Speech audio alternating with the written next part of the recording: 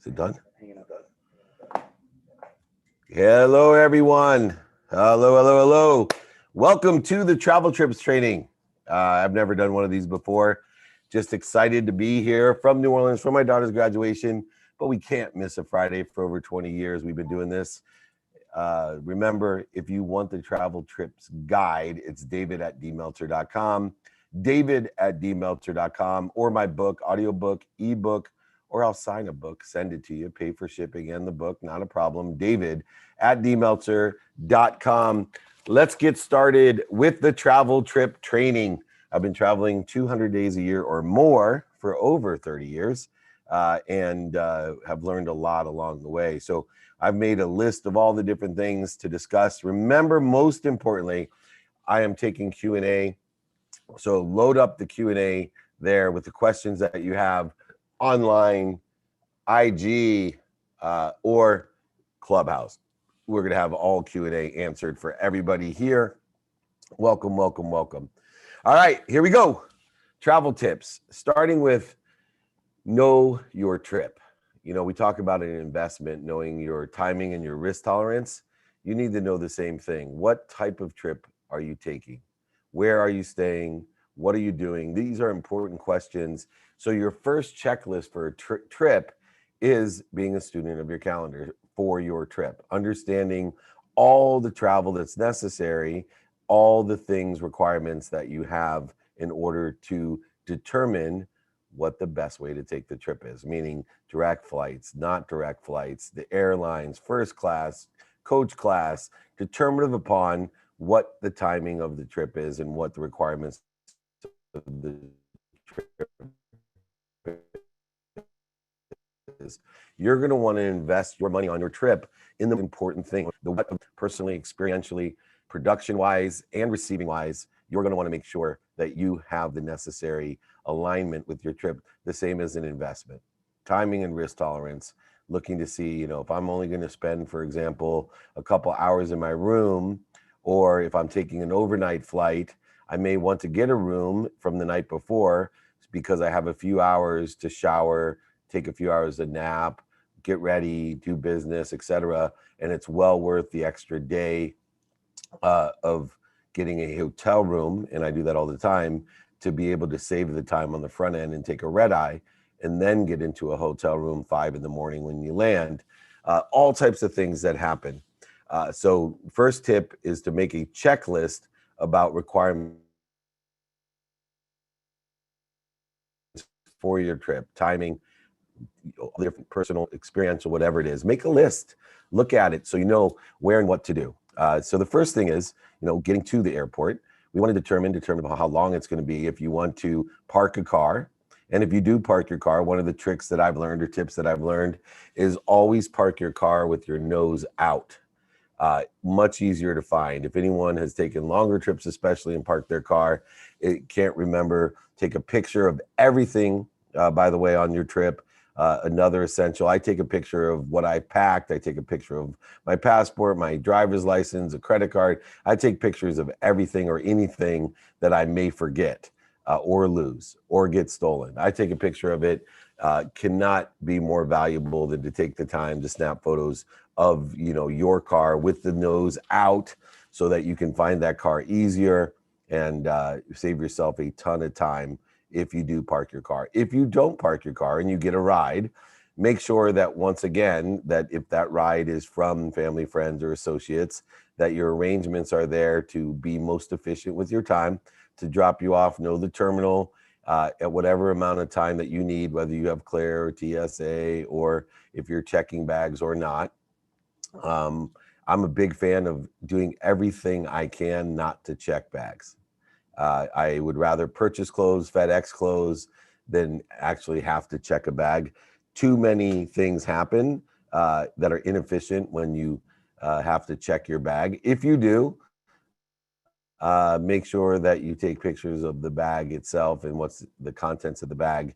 Make sure that you have a backup plan with your carry-on in case there is some sort of problem with your bag, that you have at least one day. You know, I carry my toiletries in my own carry-on if I have to pack a bag, which is very, very rare. Like I said, I'd rather FedEx clothes to myself or UPS clothes, or like I buy clothes, throwaway clothes that I can give away to someone in more need than me, especially with the expense of bags, if you have to pay for those as well. Um, Always pack your essentials in your carry-on or buy or ship them. Know all of your hotel information. It might sound simple, but so many people end up at the wrong hotel. For example, in Indianapolis, there's two Marriotts. One is a JW Marriott, the other is a Marriott, and they're right by each other. And so many people end up at the wrong Marriott. Or make sure that you know your hotel information.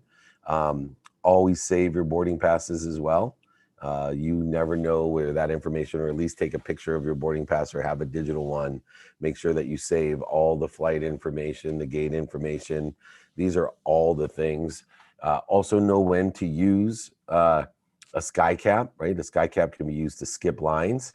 It's amazing how far a tip will take you. So if you run into time schedules, utilizing a sky cap to skip the lines by paying him a tip in order to get to your flight on time, or to check your bags, or to get your boarding passes. Sky caps work very readily with the employees.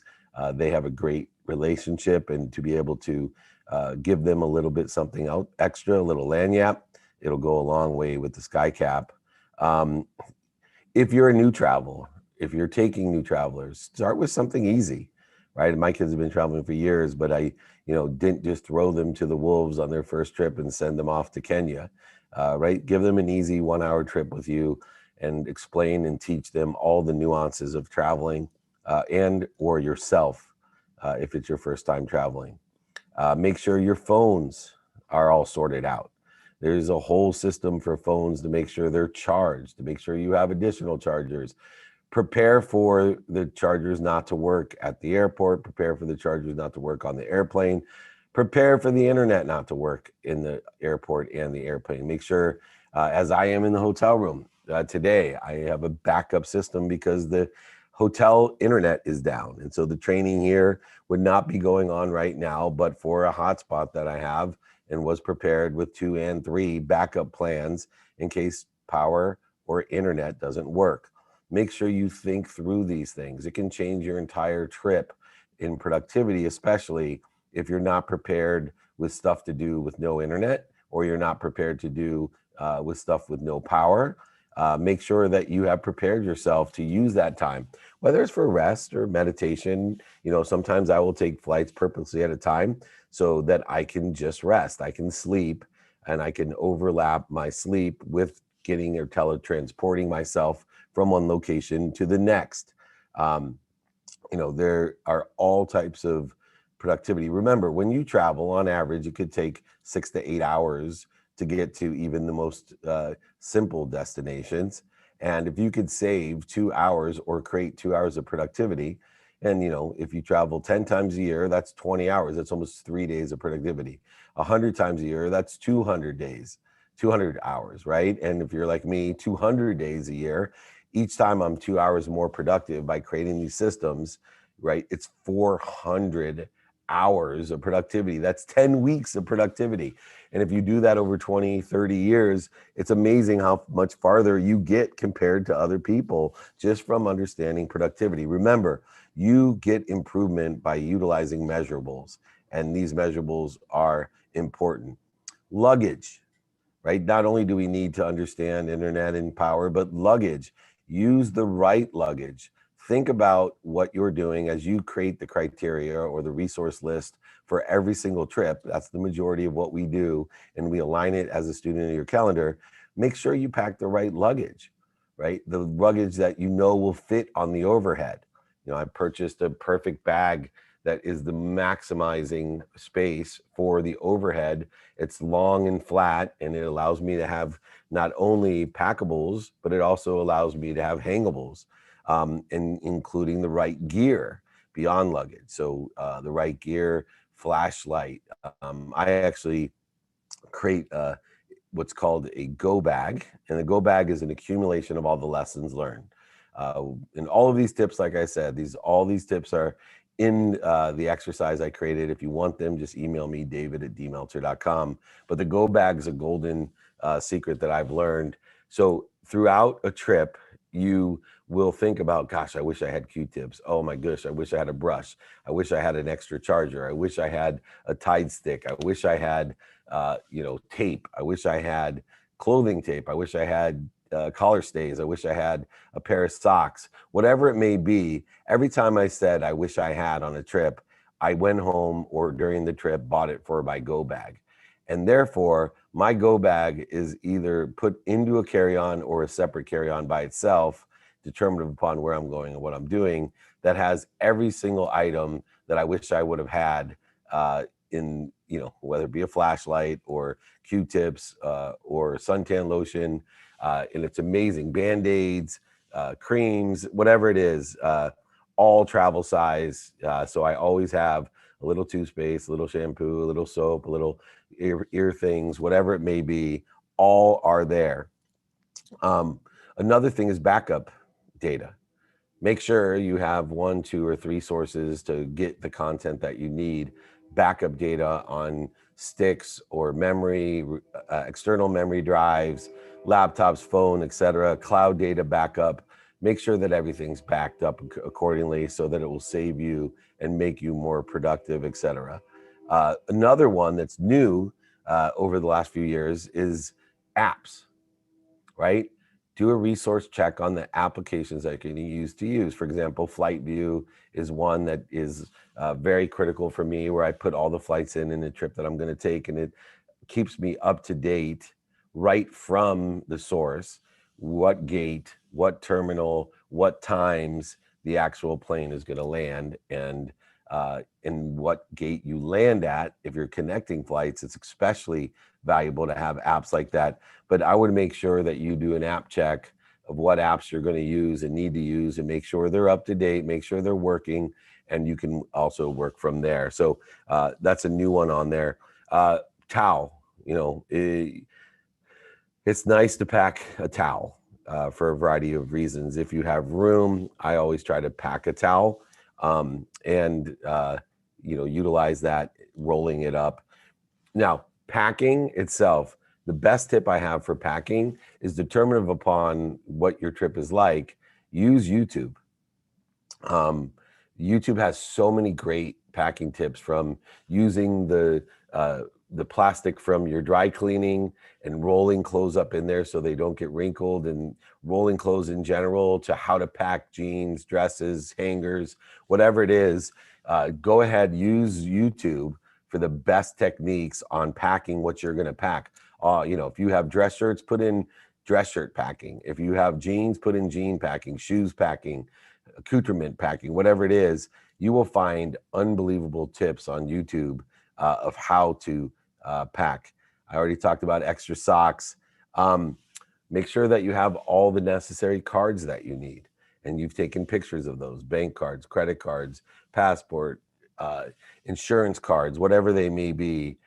Make sure you have a digital wallet that has pictures of all of these different things there. Make sure that you are not afraid of using old school maps. We trust, it drives me nuts, but we trust our GPSs on the phone way too much. I think if you have time on a plane to have printed out maps or looked at maps to get a feel for what you're looking at in your application that utilizes GPS, you will save yourself a ton of problems and times. School maps in some direction, either online or printed out, that actually allow you to get a reference points in mind to know when GPS has miscalculated for you. And the more time crunched you are or efficient you are, in my opinion, the more crucial it is to use old school maps, and don't be afraid to use them. I tell my driver all the time as they're leaving airports and looking down at their phone, I said, whoa, whoa, whoa, whoa. For almost 100 years now, people have been driving out of this airport. Look up at the side where the freeways are. Once you get onto the freeway, go ahead, use your app in order to effectuate where you're going. But in those very tight decision-making constructs, the GPS is not 100% accurate. And so use, and don't be afraid to use those maps.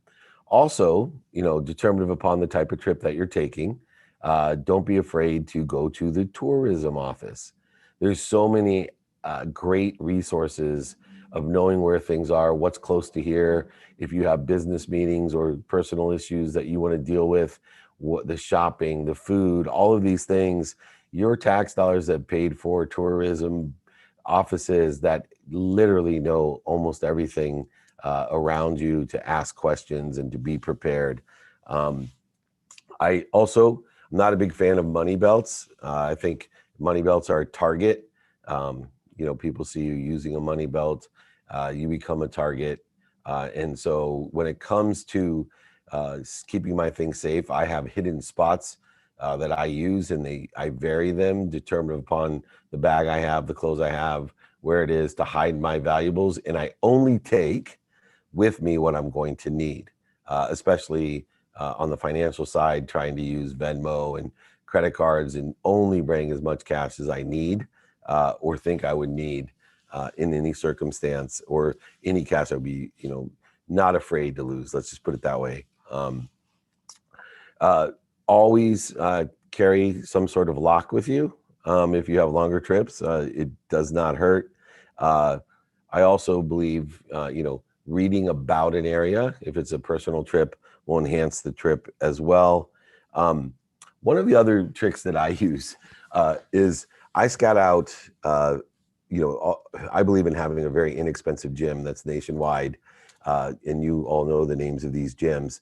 You can save a ton of money, time, and resources. I used to fly into Manhattan and I'd go to a 24-hour fitness and I'd work out right off the plane. I'd shower, shave, have everything there, do a whole day work. And that enabled me to fly back home that night, take a nap on the plane, but do, what other people might spend a week and literally tens of thousands of dollars I could do and be productive in one day in New York because I had a gym membership. McDonald's, Starbucks, find those locations when you come into a city. Make sure you've done your research, because you never know when you need a clean bathroom or internet. And these are pretty stable places that are almost on every corner that make your flights, your trips much easier. Know when to fly direct, know when to fly first class, middle class, low class. Determine, I'm not going to use airlines names, but make sure that you're efficient, number one, with your time, and two, with your rest and efficiency. So, it's a major decision where to and when to fly. I purposely will fly through certain cities, take a meeting, I'll fly through certain cities because I would have to get something to eat and take some coaching calls.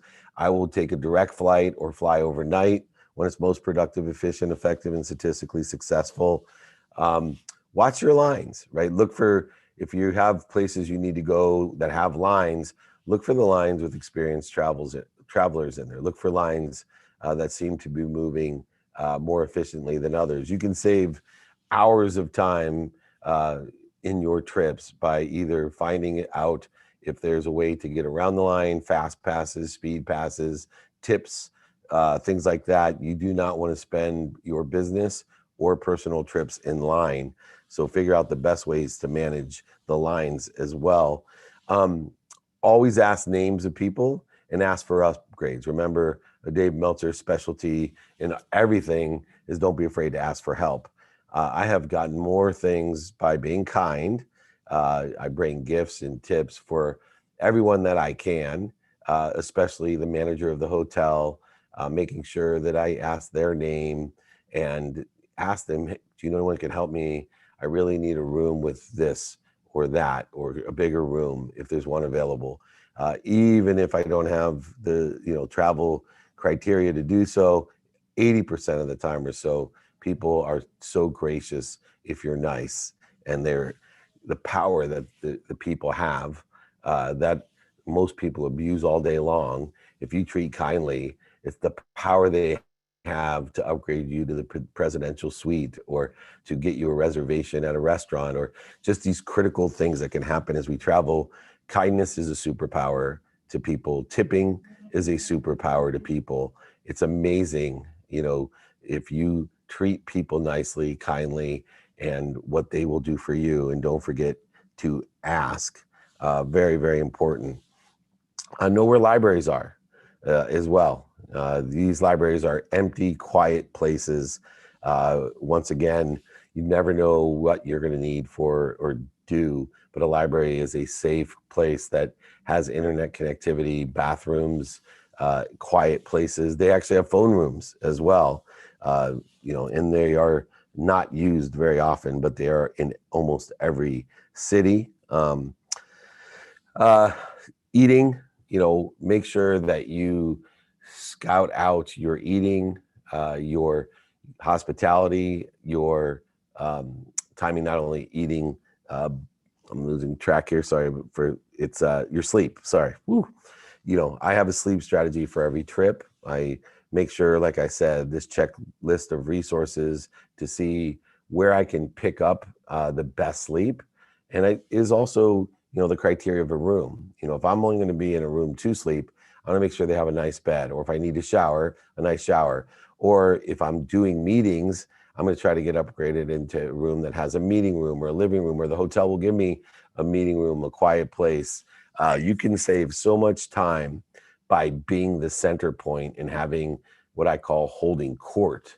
Even in your city, if it's not your city, to have every one of your meetings come to you is the most efficient way, especially if you have a 1 or 2 day trip, that you could take 20, 30, or even 40 meetings in 2 days. Imagine how many trips from California to New York you're saving when you use that efficiency by holding court in that direction. You also can have food served to you, to others. It's amazing what you can do. One of the other things I have in my go bag is a first aid kit. What I've learned is that first aid kit carries all the little things, fingernail clippers. There's just a variety of things that you have in this go bag that's good. If you have and can book flights, 2-3 months out, you'll save so much money. Just another quick tip that I have. Be open-minded, open-hearted, and open-handed on a trip. Double check everything. I'm on a trip right now, as I mentioned, for my daughter's graduation. And last week, as we got a week out, we double checked everything: the flight dates, the confirmation numbers, the airports, the driving times, the hotel reservation. And believe it or not, most of those things that I listed out were wrong or weren't in existence because I had planned those out. And because it was a week earlier, it wasn't a problem. If, as this graduation is one of the biggest days of my life or trips of my life, something would have been screwed up at the time, who knows emotionally what the expense was, let alone economically. I carry the trust and vet approach on a trip, business or pleasure. I trust everyone for advice, but I vet it. I'll go and, whether the advice is on TripAdvisor or online or in person, I try to find as many opinions as I can and vet those because I will try new things. I will try to ask and have open mind, heart, and of course hands, but I'm going to vet very as much as I can the information to keep on trying to figure out what I do. One of the newer trends is have an empty metal water bottle. If you can attach that on the outside of your bag, obviously it doesn't count as a carry-on. Another trick, layers. So if you're on a little longer trip and trying to save space, wear layers and take them off when you get on the plane. So I have jackets that have huge pockets. I fill them with socks and underwear and sometimes my toiletries, inside and out pockets. So I'll have that jacket. I'll have a smaller jacket under there filled with the pockets. I'll have my sport coat. I have even a shirt with a t-shirt underneath it that I may actually, want to use again. And I could literally have 2 or 3 extra days of clothes on my being by overlapping that. The fun things that we do. I always say, know your shoes, workout shoes, walking shoes, especially women. make sure that you have the right shoes. Know your shoes. There has to be a shoe strategy, not just for looks, but for functionality as well.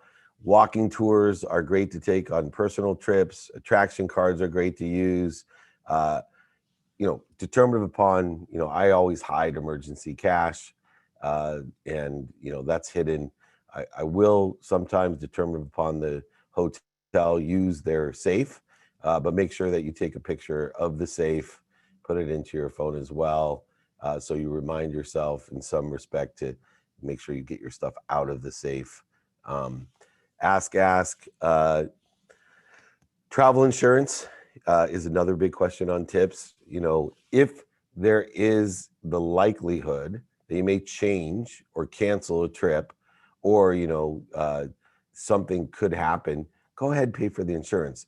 If you are more than 99% sure, which is the majority of your travel, that you're going to the graduation, you're not going to change the time, right? Then go ahead and don't pay for the insurance. But if you have doubts, it's well worth it to have the insurance on a trip and get travel insurance. It's very inexpensive. You want to be frugal when you travel, but not cheap. Know where to spend your money. If you have a favorite restaurant and you want to use that and go to lunch there instead of dinner, you can save money. A couple just generalities before we go to the Q&A part of our famous Friday trainings. Here's a couple simple ones. Be patient. Right? Be patient, no matter what it is. Have patience, be respectful. Remember, most of the people that you deal with are not being treated with respect all day long. Respect is the best tip you can give. When you show someone and treat them like your boss, that may not sit in that position, you are going to win every time. Be kind to your future self and be patient and respectful.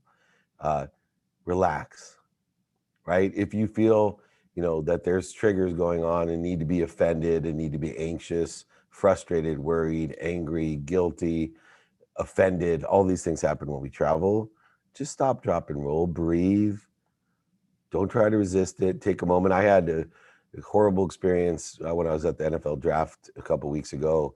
Everything was circling around me. I had my friend who had surgery that I was meeting. I was meeting my aunt. My uncle had passed away, and my cousin, and she had to go to work. And my car went in the wrong direction, and I was doing a thing with all this stuff. And all of a sudden, I just decided to give up on it.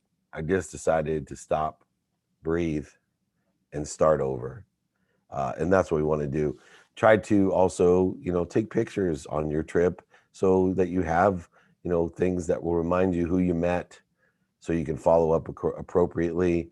I codify what went on in the morning and night with gratitude, as well as with pictures, as well as with lists, to make sure that, I'm texting, when I meet someone, I'm texting it either to myself or to others to make sure that I'm repositing all of that different stuff that we are. I try to sit at the front of the plane. Why would you want to waste time by sitting in the back of the plane? Doesn't make any sense to me.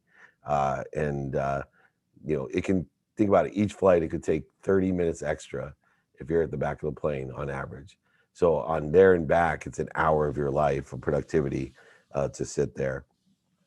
So these are just a few of the trips. I have many more. If you want the exercises, like I said, just email me, david@dmeltzer.com. Get the travel tips. This is our first time ever doing this training. I went down as many as I could in a half an hour, but we want to get to Q&A about everything. That's my favorite part. Remember, next week is bring your own questions. I'll bring the answer. It's an Ask Me Anything Friday. We're going to love it. I will be traveling once again, so hopefully connectivity will be great. All right, it's time to get these questions rocking and rolling. I'm going to take one from online as I bring up one of our faves. Christina Madrigal, you are on deck. Let me take this first question right here. How do you clear your mind during meditation so you can receive a download? First of all, meditation is the practice of being quiet. So meditation is the practice of being quiet. And the way that we practice being quiet is start small, lower the bar, breathe, and think to yourself, if there's not quiet, that you need to be quiet. And so if a thing comes to mind, you could say cancel in your mind. If it keeps coming back, you could say clear.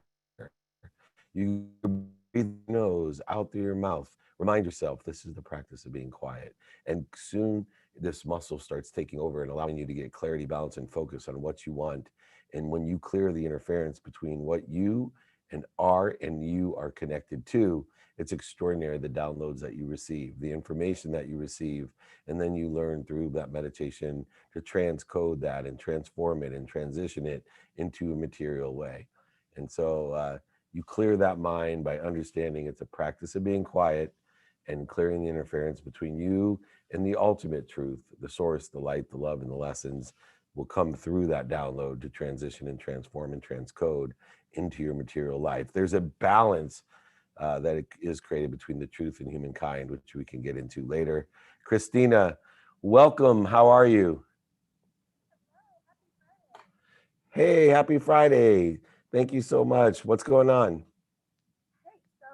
Well, congratulations again on your daughter and the travel. And this today, the training has been so pragmatic, and it's one of the many reasons why I adore you because you just take things in the real world and step by step guide. So thank you. Today, my question is the difference, or helping, I guess, nodding on the difference between seeking approval from others or seeking approval versus seeking appreciation. So Oh, I'm feeling like I'm understanding not necessarily going for approval, but it's kind of sort of nice to be like, hey, thanks, Christina, great job. Like I appreciate that. So oh, what's the difference? yeah. Well, let me help with the difference and also with the act. So, right, no, nobody gives approval, especially when we seek it. So approval comes from inside of ourselves. And so we can't find outside of ourselves what we can't find inside of ourselves. So the similarity between seeking approval and appreciation is we have to appreciate ourselves.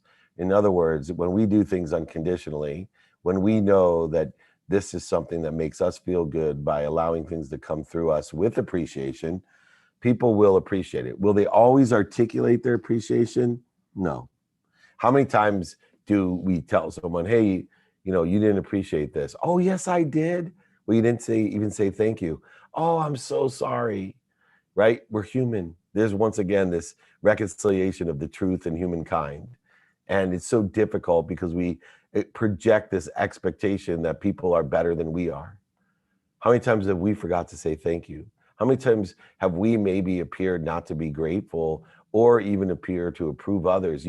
As a parent, as an aunt or an uncle, or as a sibling, or as a spouse, or even as a child. How many times do you think that our alternate relative doesn't feel appreciated or doesn't feel approved when that's not our intention at all? I mean, I will tell you, having three daughters and especially teenage daughters, that they could not even imagine how much I appreciate them or imagine how much I approve of them, how proud I am of them. But do I articulate it effectively all the time? Not a chance. There's this reconciliation between the truth of how I feel, knowing how I feel, and humankind. And I am part of humankind, and so are you, meaning that we are not perfect beings who can articulate what we feel correctly or articulate what we feel all the time or articulate what we feel of what someone else would interpret, meaning it's not what we say, it's what they hear. I've complimented people and I've offended them, and I had no meaning that they thought I had. And so I think the best thing to do, Christina, is utilize forgiveness to find the appreciation and approval within yourself. And you'll find that more and more people not only appreciate and approve you, but they start articulating it in a better way. You know why? Because when you see it inside of you, you will give that meaning to what other people do and say and act upon outside of you.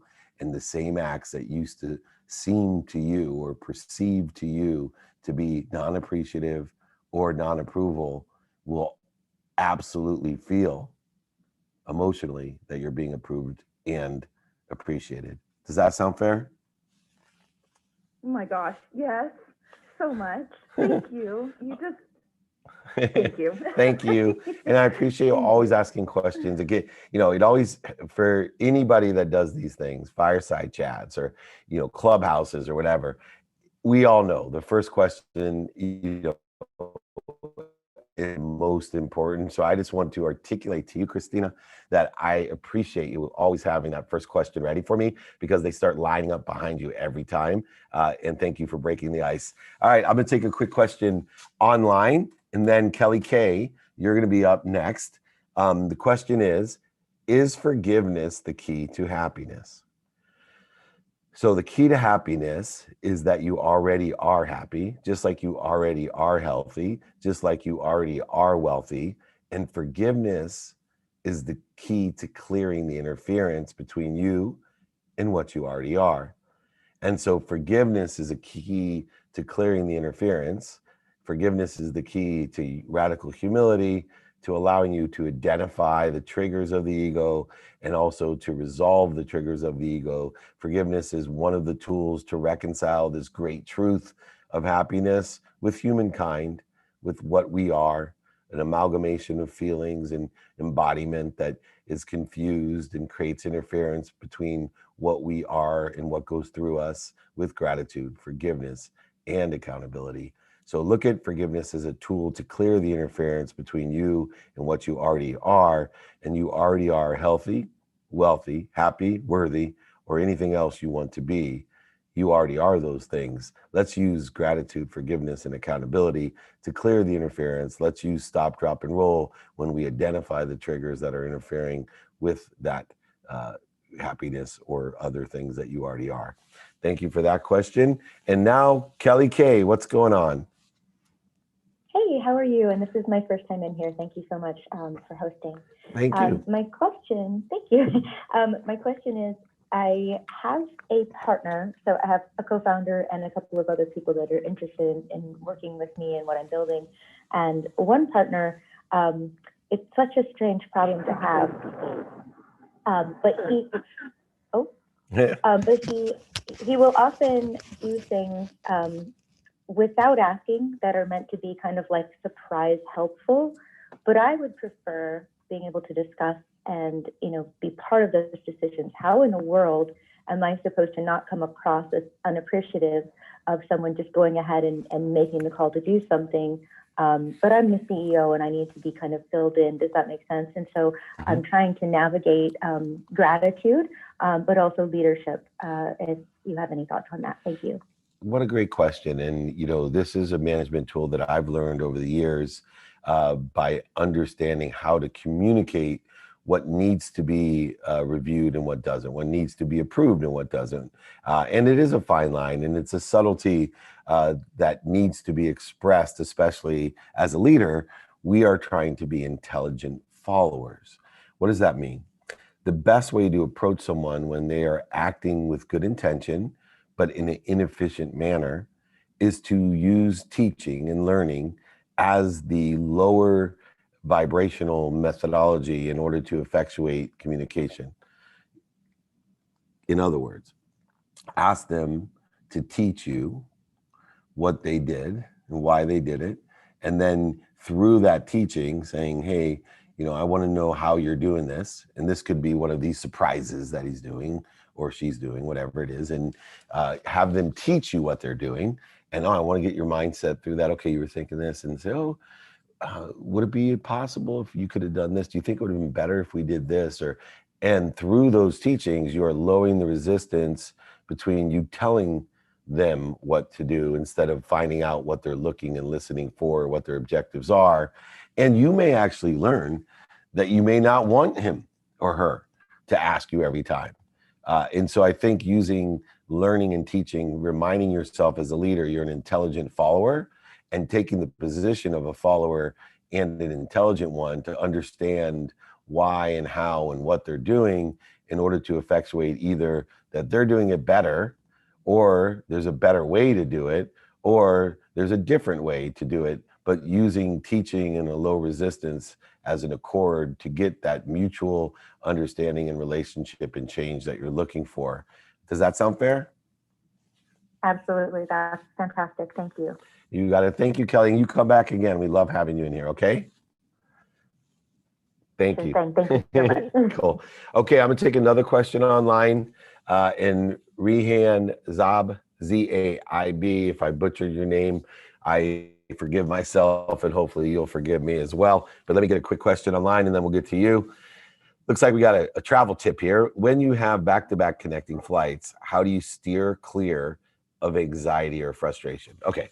Well, one, I use Flight View as an app so that I know exactly where I'm coming in, what time I'm coming in. I'm also tracking the flight going out, what gates they're at. I've also charted out using the traditional maps that are usually provided on the airplane if I need to get food, where and how, if there's connecting buses, trams, whatever may be necessary as well. I sit to the front of the plane to maximize the amount of time that I'm going to have on back-to-back or closer connecting flights. In other words, I'm getting alignment, taking action, and preparing for adjustment. I'm utilizing the AAA strategy to do so.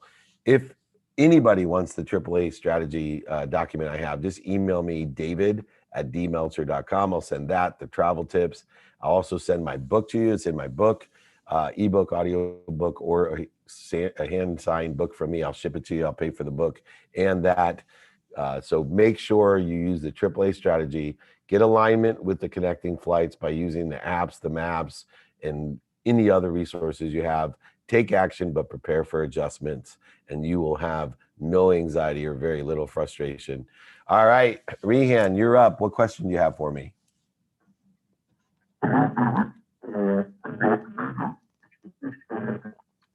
Sounds like if anybody remembers Charlie Brown's teacher, Rehan sounds like Charlie Brown's teacher. We'll find Rehan, get reconnected. We'll grab somebody else as they take another question online real quick. If my car worked like technology, we never get anywhere. All right, we're working on it though. A lot of hotel focus on operations. They provide smart tools for guests, but how we can let hotels know guest awareness is very important.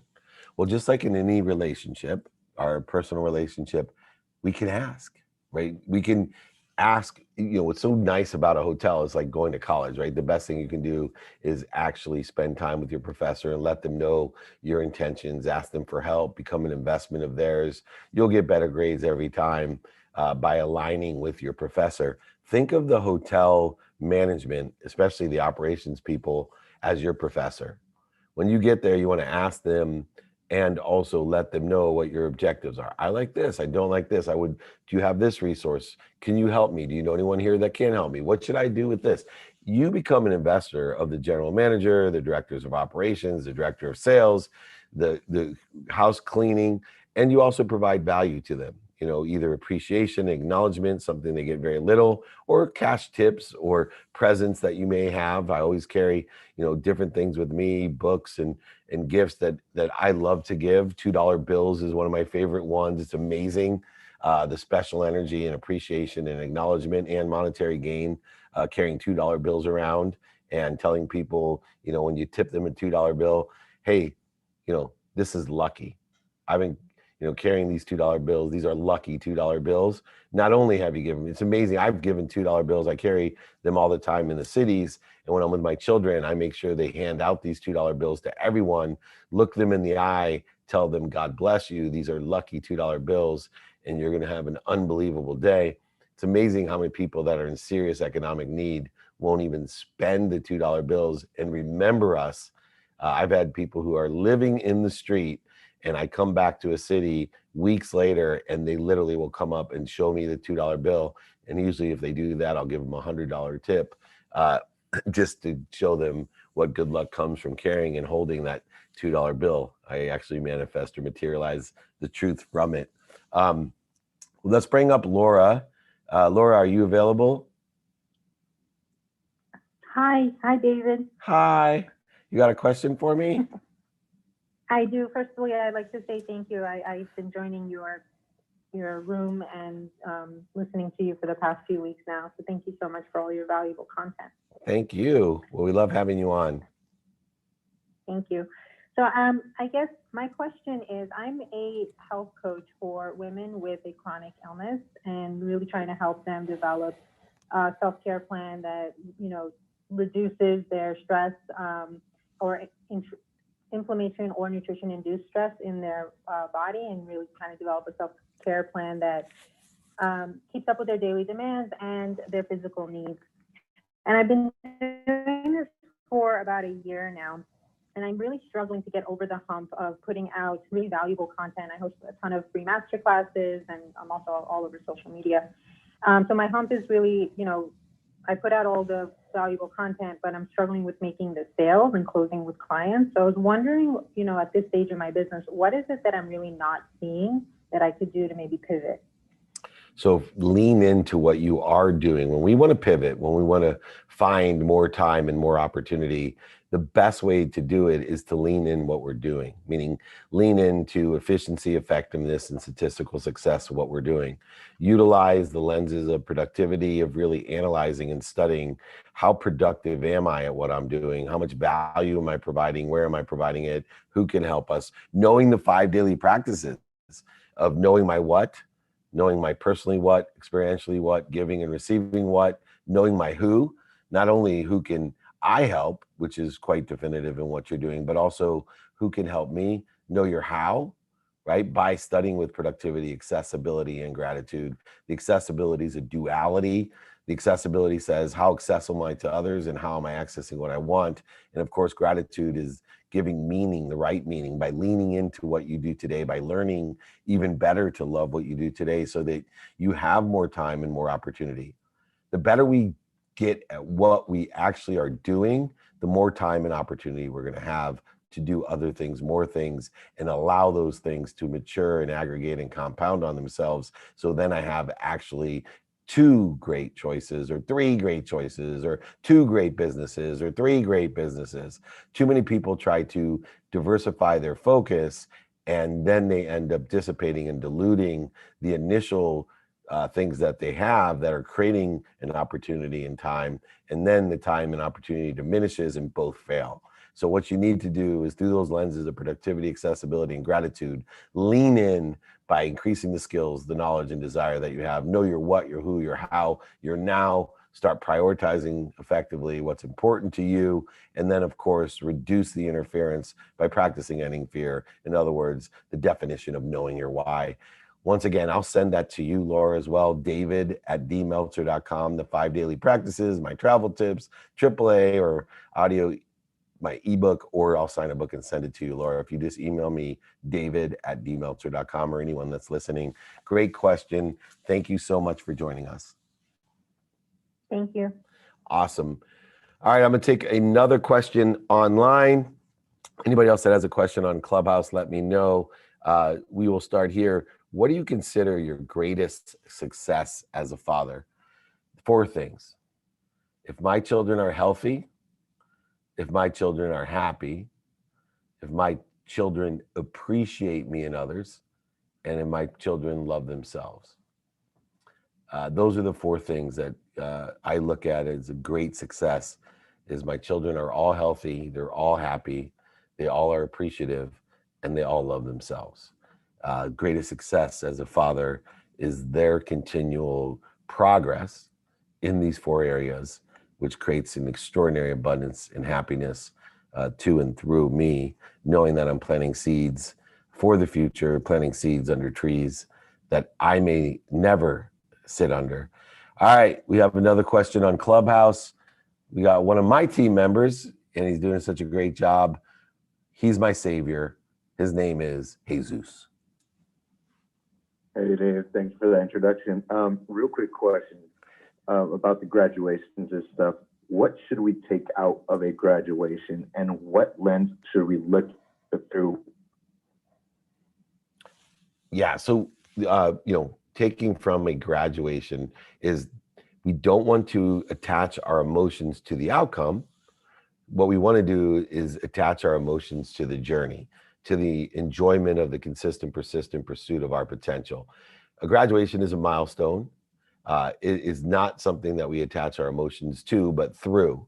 And we start appreciating through the lenses that I told you. The lens of one, productivity, is through this graduation, which represents and acknowledges a certain amount of experience, a certain amount of knowledge, a certain amount of desire, that I now am more prepared with my skills, knowledge, and desire in order to effectuate something coming up. utilizing that milestone to inspire, to remind, to recollect, and remember how grateful I am, as well as productive and accessible. It is a milestone as a reminder, a recollection, in order to facilitate greater expansion and growth. But it is not the end. I spent too many years attaching my emotions to graduations. I'll be happy when I graduate college. I'll be happy when I graduate law school. I'll be happy when I graduate business school. I'll be happy when I graduate. I'll be happy when my girls graduate high school. No, no, no, no. I am happy in the enjoyment of, right, consistently every day, persistently without quit, pursuing my potential in education, my potential in giving, my potential in business, my potential in writing or speaking or producing, whatever it may be. I am enjoying that pursuit. And the lenses that we use are the same lenses that we talked about in the 5 daily practices of knowing my what, my who, my how, my now, and my why, using productivity, accessibility, and gratitude as those lenses, the Meltzer kaleidoscope that provides abundance, that allows me to view a world between limitlessness and infinity, a world of more than enough of everything for everyone. And those are what I would utilize. The biggest thing with graduation is there's this huge disappointment. And I'm going to use, I was in an interview today and this was incredible, the Olympics, and I forget which Olympics it was, but the person that was in charge of the Olympics, was asked what his greatest accomplishment when the Olympics was over. And he said, nobody that worked for me killed themselves. And the reason that he said that was that every other Olympic beforehand, people had attached their emotions so heavily to an outcome that when the Olympics were over, even though they knew it happens every 4 years, even though they knew it was only 2 weeks long, even though, right, that the letdown, the void, shortage, and obstacles and interference was so great, the depression, anxiety, and frustration, the triggers of the ego were so enormous from all the effort that had been put in, that depression, anxiety took over and people took their own lives. We do not want to attach our emotions to an outcome. So many people have so many family difficulties at these graduations. They create so much interferences, so many void, shortages, and obstacles with the people that they love, that they ruin the experience of graduation, which is just part of the consistent, persistent pursuit of the potential, the celebration. The celebration. You will never be happy if you attach your emotions to an outcome, because the outcomes will come and the emotions will still be there. So utilize that with the lens of productivity, accessibility, and gratitude. Reconcile truth with humankind. Another great example. All right, I'm going to take a question online and one more person in Clubhouse. The last question will come from Sally Gardner. Let me take this question real quickly. Are you making an effort to tackle meetings virtually, or prefer to be in person when possible? Even when travel is required, I am sure case by case, just generally speaking. Thank you, Randy. Your questions are exactly like our conversations, so it's interesting how this works out. Look, I don't tackle any meetings virtually or in person. It's very simple. I have a 5-20 rule. Determinative upon my what, my who, my how, my now, and my why, I determine the activities I get paid for and the activities I don't get paid for. I also determine the activities I planned and don't have planned, and my sleep. I also utilize the 5-20 rule, whether it's virtually or in person, whether they're, like I said, I hold court. I try to get everybody to come to me. But for example, if I have a speaking engagement in Los Angeles, like I do on the 25th. So if anybody out there is in Los Angeles, I'm doing a great thing with Michael Brandoff with his art gallery, a fireside chat at 5:30 p.m. on the 25th of this month, next week on Tuesday. I will have 20 different live meetings minimum, and I'll have 30 virtual things because I have a 5-20 rule. I will take my 5-minute phone calls and my 20-minute meetings virtually and in person, determinative upon what the prioritization of my 5 daily practices are. So if that fireside chat is most important, then that will be the centralized hub of utilizing my activity I get paid for and activity I don't get paid for. It'll create the efficiencies, the effectiveness, and statistical success of what I do. See, the non-determinant factor isn't virtual or not, it's prioritizing and knowing your 5 daily practices. That's why I want to send everyone those practices. It's free. Let me just email me, david@dmeltzer.com, or my ebook, audiobook, or my handwritten signed book shipped to you and paid by me, david@dmeltzer.com. Please, these are answers that make things so simple and clear, balanced and focused, allowing you to be efficient, effective, and statistically successful.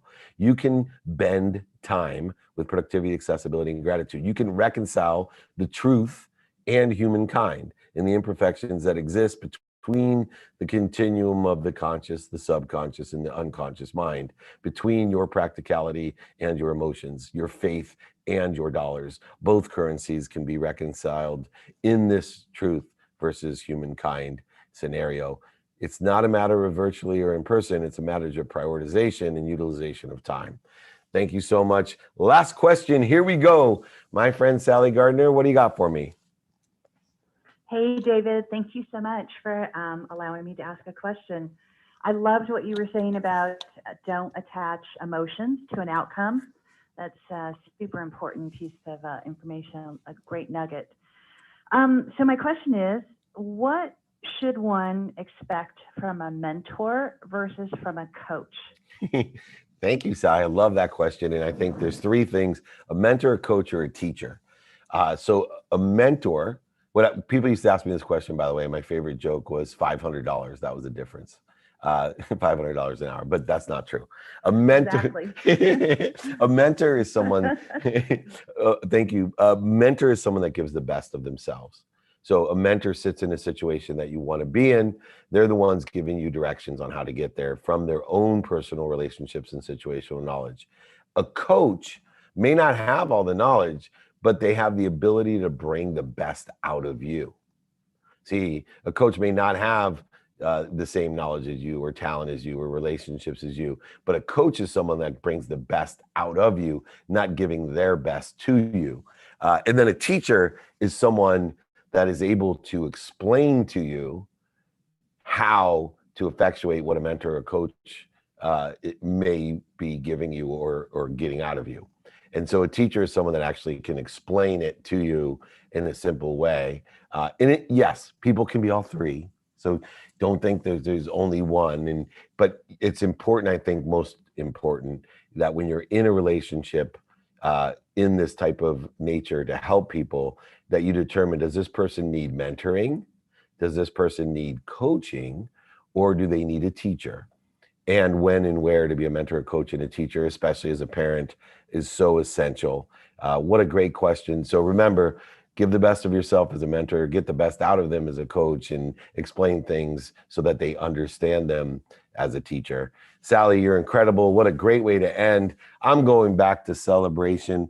I'm a celebrant, not a celebrity. That's my goal, to empower over 1 billion people to be happy. Remember, everyone, if you want any of the exercises, from the AAA strategy to the 5 daily practices to the travel tips, just email me, david@dmeltzer.com. Also, remember, if you want my book, ebook, audiobook, or you need to sign a book and ship it to you and pay for it, not a problem.